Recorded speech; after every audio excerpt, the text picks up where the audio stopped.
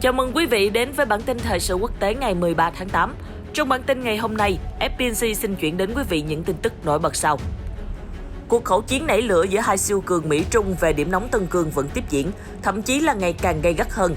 Khi mới đây, Trung Quốc lại tố Washington đang ủ mưu sâu kế hiểm khi liên tục cáo buộc Bắc Kinh vi phạm nhân quyền ở Tân Cương. Không chỉ Tân Cương, việc Mỹ can thiệp vào Đài Loan cũng trở thành một cái gai trong mắt Trung Quốc.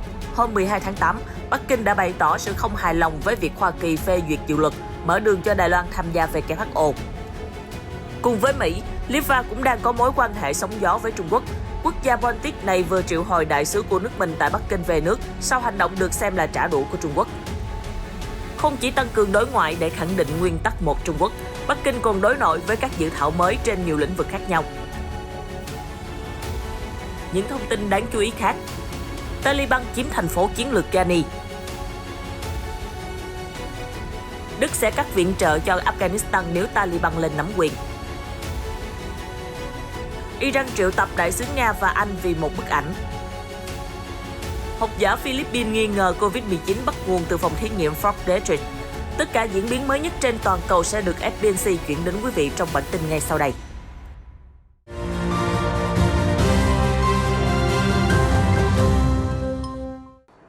Cuộc khẩu chiến nảy lửa giữa hai siêu cường Mỹ-Trung về điểm nóng Tân Cương vẫn tiếp diễn, thậm chí là ngày càng gay gắt hơn sau khi mới đây Trung Quốc lại tố Washington đang ủ mưu sâu kế hiểm khi liên tục cáo buộc Bắc Kinh vi phạm nhân quyền ở Tân Cương.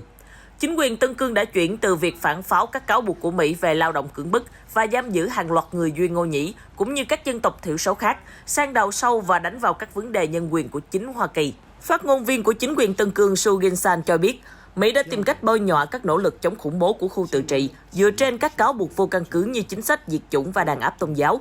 Đồng thời, ông Su cũng cho rằng Hoa Kỳ lấy cớ nhân quyền để can thiệp và áp đặt lệnh trừng phạt lên các quan chức và thực thể trong khu vực. Ông Su nói thêm rằng Hoa Kỳ đã quan tâm thái hóa đến vấn đề Tân Cương, tự nhận mình là hình mẫu để bảo vệ nhân quyền. Mỹ luôn hò hét soi mói nước khác thay vì nghiêm túc nhìn nhận chính mình, ông nhấn mạnh. Ẩn dụ Mỹ là một người đang vờ ngủ, phát ngôn viên chính quyền Tân Cương khẳng định Trung Quốc sẽ đánh thức Mỹ bằng cách bóc trần lịch sử vi phạm nhân quyền của Hoa Kỳ. Động thái này được đưa ra sau khi Quốc vụ viện Trung Quốc ban hành sách trắng về hồ sơ nhân quyền của đất nước, trong đó ca ngợi tiến trình đem lại sự thịnh vượng cho nhân dân vào hôm 12 tháng 8. Tài liệu dài 35 trang liệt kê những nỗ lực xóa đói giảm nghèo, bao gồm cả việc nâng cao mức sống cho người dân và tăng cường bảo vệ các quyền của người dân tộc thiểu số. Hoa Kỳ đã liên tục tuyên bố Trung Quốc phạm tội diệt chủng với người Duy Ngô Nhĩ ở Tân Cương.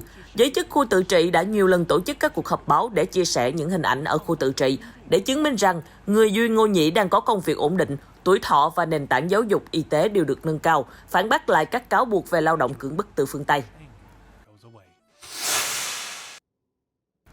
Không chỉ Tân Cương, việc Mỹ can thiệp vào Đài Loan cũng trở thành một cái gai trong mắt của Trung Quốc. Hôm 12 tháng 8, Bắc Kinh đã bày tỏ sự không hài lòng với việc Thượng viện Hoa Kỳ phê duyệt dự luật mở đường cho Đài Loan tham gia vào Tổ chức Y tế Thế giới WHO. Gọi dự luật trên là một sự thao túng chính trị toàn diện của một số chính trị gia có tư tưởng chống lại Trung Quốc. Phát ngôn viên Bộ Ngoại giao Hoa Xuân Oánh cho biết, dự luật này vi phạm nghiêm trọng nguyên tắc một Trung Quốc và 3 thông cáo chung giữa hai nước, đi ngược lại với luật pháp quốc tế và các quy tắc cơ bản trong điều chỉnh các mối quan hệ toàn cầu, cũng như can thiệp sâu vào các vấn đề nội bộ của Trung Quốc. Bắc Kinh kiên quyết bác bỏ động thái của Thượng viện Hoa Kỳ, đồng thời gửi các công hàm phản đối cho phía Washington, bà nói. Bà Hoa cũng nhấn mạnh, theo các nghị quyết liên quan của Đại hội đồng Liên Hợp Quốc và Đại hội đồng Y tế Thế giới WHA, việc Đài Loan có được tham gia vào các sự kiện của WHO hay không phải được xử lý theo nguyên tắc một Trung Quốc. Phát ngôn viên chính quyền Bắc Kinh khẳng định Trung Quốc luôn chú trọng đến sức khỏe và hạnh phúc của Đài Loan và đã thực hiện các thỏa thuận thích hợp để hòn đảo tham gia vào các vấn đề y tế toàn cầu, đúng theo nguyên tắc một Trung Quốc. Bà Hoa kêu gọi Quốc hội Hoa Kỳ thừa nhận tính chất nhạy cảm trong vấn đề Đài Loan, tuân thủ nguyên tắc một Trung Quốc và 3 thông cáo chung, cũng như tuân thủ luật pháp quốc tế, từ đó kiềm chế không giúp Đài Bắc mở rộng cái gọi là không gian quốc tế và ngừng gửi bất kỳ tín hiệu sai lầm nào tới lực lượng ly khai trên hòn đảo. Cùng với Mỹ, Litva cũng đang có mối quan hệ sóng gió với Trung Quốc khi cho phép Đài Loan mở văn phòng đại diện tại thủ đô Vilnius. Hơn thế, Bắc Kinh càng nổi cơn tam bành khi Litva cho phép đặt tên văn phòng này là Văn phòng đại diện Đài Loan thay vì Đài Bắc như trước. Căng thẳng giữa hai nước đã leo thang đến đỉnh điểm khi đại sứ Litva tại Trung Quốc đã được chính phủ triệu hồi về nước vào hôm 11 tháng 8. Đại sứ Litva tại Bắc Kinh Diana Mitker-Vizian chỉ vừa đáp chuyến bay đến Trung Quốc thì nhận được thông báo phải về nước càng sớm càng tốt. Bà Mitker-Vizian nói, Tôi vừa đến Bắc Kinh thì nhận được thông báo phải quay về Litva.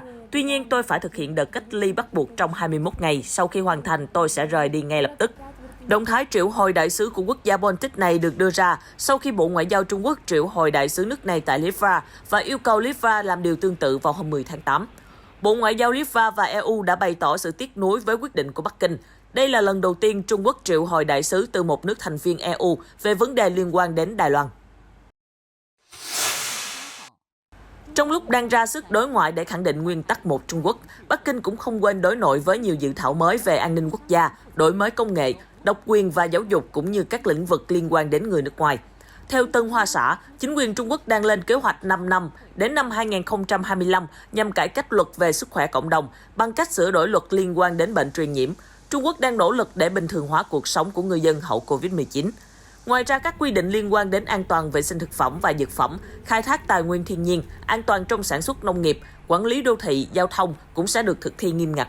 Các nhà chức trách Bắc Kinh cũng xây dựng luật phù hợp với các lĩnh vực mới như kinh tế số, tài chính Internet, trí tuệ nhân tạo, dữ liệu lớn, điện toán đám mây. Đồng thời, Trung Quốc cũng sẽ cải thiện khả năng ứng phó với các trường hợp khẩn cấp liên quan. Hãng thông tấn Tân Hoa Xã cho biết, Trung Quốc sẽ đưa ra các chỉ thị về ngăn ngừa và giải quyết các xung đột xã hội và yêu cầu giới chức dập tắt xung đột gây bất ổn trong nước. Cùng với đó, Bắc Kinh cũng sẽ cải tổ luật pháp trong nhiều lĩnh vực, bao gồm giáo dục, vấn đề chủng tộc và tôn giáo cũng như an toàn sinh học. Trong những tháng gần đây, khi nhà nước tăng cường kiểm soát nền kinh tế và xã hội, chính phủ đã kiềm chế những gã khổng lồ công nghệ bằng các quy tắc chống độc quyền hoặc bảo mật dữ liệu. Hôm 12 tháng 8, cơ quan truyền thông nhà nước Security Times đã đưa ra rằng các cơ quan quản lý ngân hàng sẽ tăng cường giám sát các công ty bảo hiểm trực tuyến trong nỗ lực thanh lọc thị trường và bảo vệ lợi ích hợp pháp của người tiêu dùng. Chuyển sang tình hình chiến sự tại quốc gia láng giềng của Trung Quốc, Afghanistan. Hôm 12 tháng 8, sau những cuộc đụng độ ác liệt với lực lượng quân đội chính quy, các tay súng Taliban đã chiếm được thành phố chiến lược Ghani, nằm cách thủ đô Kabul chỉ 150 km. Lực lượng này phủ nhận việc chia sẻ quyền lực với chính phủ tại thành phố này. Ghani nằm cách Kabul 150 km, khoảng 95 dặm về phía tây nam trên tuyến đường cao tốc, nối thủ đô và thành phố thứ hai lớn nhất nước Kandahar. Ghani là thủ phủ tỉnh thứ 9 mà Taliban đã chiếm được trong vòng một tuần. Một quan chức chính phủ nói rằng, tất cả các quan chức chính quyền địa phương bao gồm cả thống đốc tỉnh đã được sơ tán về phía Kabul. Một nguồn tin khác cho biết họ đã đề nghị chia sẻ quyền lực với Taliban để đổi lại việc ngừng bắn trên toàn lãnh thổ. Đáp lại, phát ngôn viên của Taliban, Zabihullah Mujahid cho biết, ông không biết về bất kỳ lời đề nghị nào như vậy, nhưng loại trừ việc chia sẻ quyền lực với một chính phủ mà lực lượng này không bao giờ thừa nhận. Chúng tôi sẽ không chấp nhận bất kỳ lời đề nghị nào như thế này bởi vì chúng tôi không muốn hợp tác với chính quyền Kabul, phát ngôn viên Mujahid nói. Taliban đã chiếm giữ các sân bay bên ngoài các thành phố Khader và Shibgan ở phía bắc và Praha ở phía tây, khiến việc chi viện cho các lực lượng chính phủ bị bao vây ở địa phương, vì thế càng khó khăn hơn. Giao tranh cũng đã diễn ra dữ dội ở Kandahar, Lashkar Pengit và đã có rất nhiều thương vong. Nhận thấy các quận nông thôn quá khó để phòng thủ, lực lượng chính phủ đã rút lui để bảo vệ Kabul và các thành phố khác, khiến hàng nghìn gia đình phải chạy trốn khỏi các tỉnh trước sức tấn công quá dữ dội của Taliban. Đà tiến quân của Taliban đã khiến cho Mỹ và đồng minh cảm thấy e ngại về thực lực của quân đội Afghanistan, dù sở hữu lực lượng đông đảo, trang bị tốt, cũng như nhận được không yểm từ Mỹ. Trong khi đó, Ngoại trưởng Đức Heiko Maas mới đây đã ra tuyên bố rằng Berlin sẽ đình chỉ viện trợ cho Afghanistan nếu Taliban lên nắm quyền. Mỗi năm chúng tôi giải ngân cho chính quyền Kabul 430 triệu euro, nhưng nếu Taliban lên nắm quyền, chúng tôi sẽ không viện trợ một xu nào cả. Tình hình hiện tại tại Afghanistan đang có chiều hướng ngày càng xấu đi khi lực lượng Taliban liên tiếp chiếm được nhiều cứ điểm và địa bàn chiến lược, trong khi lực lượng quân đội Kabul với lực lượng đông đảo và trang bị tốt đã tan rã nhanh chóng đến mức độ khó tưởng tượng nổi. Nguồn tin tình báo Mỹ tin rằng chính phủ Afghanistan sẽ sụp đổ trong vòng 30 đến 90 ngày tới. Ở một diễn biến khác, hôm 12 tháng 8, truyền thông nhà nước Iran đưa tin nước này đã triệu tập đại sứ Nga và Anh tại Tehran sau khi một bức ảnh được đăng tải trên tài khoản Twitter của Đại sứ quán Nga nhắc lại hội nghị Tehran năm 1943. Ngoại trưởng Iran Mohammad Javad Zarif đã gọi tên bức ảnh là vô cùng nhạy cảm và cực kỳ không phù hợp vào lúc này, khi gợi nhớ về thời kỳ đất nước của họ bị nước ngoài chiếm đóng, cụ thể hơn ở đây là quốc gia phe đồng minh.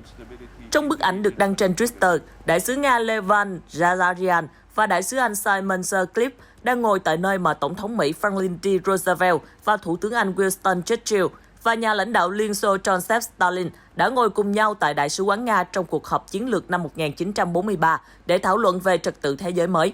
Ông Zarif cho biết, bức ảnh trên thể hiện sự coi thường các nghi thức ngoại giao và lòng tự hào dân tộc của người dân Iran. Tuy nhiên, ông Hagayan cho biết, bức ảnh trên chỉ là lời nhắc nhở về Liên minh Nga-Anh trong việc chống lại chế độ Đức Quốc xã trong Thế chiến thứ hai và rằng không có bất kỳ động cơ nào chống Iran nào ở đây. Iran là bạn và là láng giềng của chúng tôi và chúng tôi sẽ tiếp tục tăng cường quan hệ dựa trên sự tôn trọng lẫn nhau. Trong cuộc họp báo ngoại giao Iran, một quan chức nói rằng việc công bố bức ảnh là không thể chấp nhận được và có thể làm tổn hại mối quan hệ hữu nghị giữa Nga và Iran. Một nhóm học giả Philippines mới đây đã đưa ra một bản kiến nghị trực tuyến, trong đó kêu gọi cộng đồng quốc tế nghiêm túc xem xét lại vai trò của phòng thí nghiệm Fort Detrick ở Hoa Kỳ, do nghi ngờ có liên quan đến sự lây lan toàn cầu của virus COVID-19. Theo một báo cáo trên The Asia Post có tựa đề, WHO sẽ thanh tra Fort Detrick về nguồn gốc COVID-19. Một số học giả đã chỉ ra rằng, ngoài Fort Detrick, một số phòng thí nghiệm khác cũng được cho là nơi bắt nguồn của đại dịch này, tuy chưa có bằng chứng cụ thể. Mario Leonardo Emilio Apostadera, một bác sĩ luật sư chuyên về luật quốc tế, nói rằng thế giới cần có hành động khẩn cấp để xác định nguồn gốc của COVID-19 và Fort Detrick là một cái tên đáng chú ý nhất. Ủng hộ giả thuyết trên, cựu quan chức ngoại giao Philippines tại Washington, Adolfo Quizon Paclinaquan đã tweet rằng không có virus nào mang tên là virus Vũ Hán. Điều này ám chỉ rằng coronavirus không bắt nguồn từ Vũ Hán, mà có thể là bất cứ nơi nào. Do đó, WHO nên mở cuộc điều tra độc lập về vấn đề này và nên bắt đầu từ phòng thí nghiệm Fort Detrick. Tin tức vừa rồi cũng đã kết thúc bản tin thời sự quốc tế hôm nay. Cảm ơn sự quan tâm của quý vị. Xin chào và hẹn gặp lại trong các bản tin sau.